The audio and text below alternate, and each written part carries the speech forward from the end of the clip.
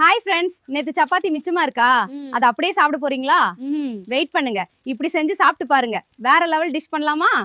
சப்பாத்தி இப்படி மிஷின்ல போட்டு நூடுல்ஸ் மாதிரி மெலிசா வெட்டிக்கலாம். அப்படி இல்லைன்னா நீங்க மெலிசா கட் பண்ணிக்கோங்க. நூடுல்ஸ் மாதிரி ஆயிடும் பாரு.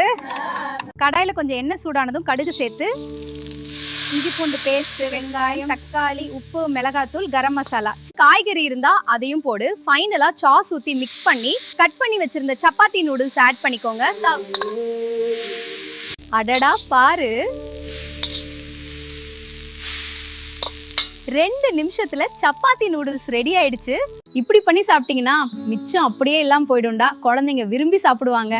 பிடிச்சிருந்தா ஒரு லைக் போடு, சப்ஸ்கிரைப் பண்ண மறந்துடாதே.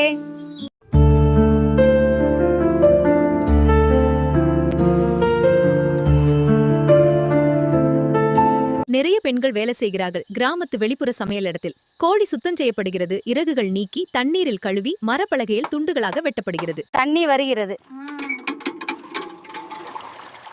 கோழியை நன்கு கழுவுங்கள். இது இன்னும் சுத்தமாக இல்ல.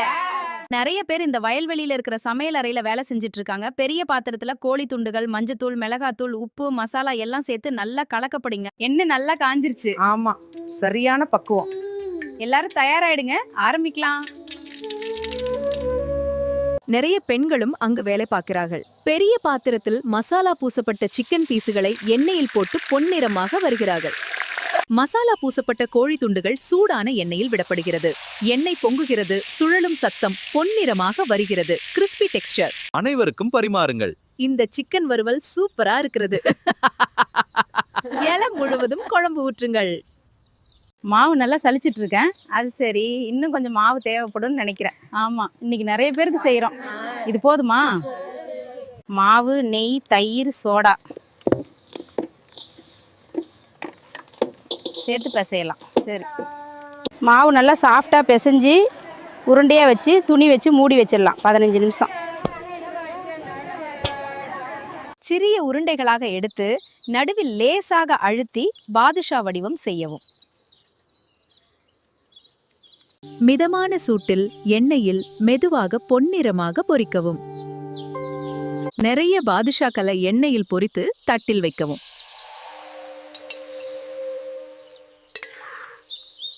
நிறைய பேர் சேர்ந்து இந்த பாகு தயாரிப்பு செய்கிறார்கள். முதலில் சக்கரை மற்றும் தண்ணி சேர்த்து ஒரு கம்பி பதம் பாகு செய்யவும். பிறகு ஏலக்காய் தூள் சேர்க்கவும். 5 நிமிடம் ஊற வைக்கவும்.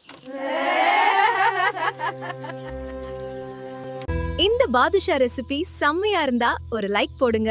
இன்னும் பல ரெசிபிகளுக்கு உடனே சப்ஸ்கிரைப் பண்ணுங்க.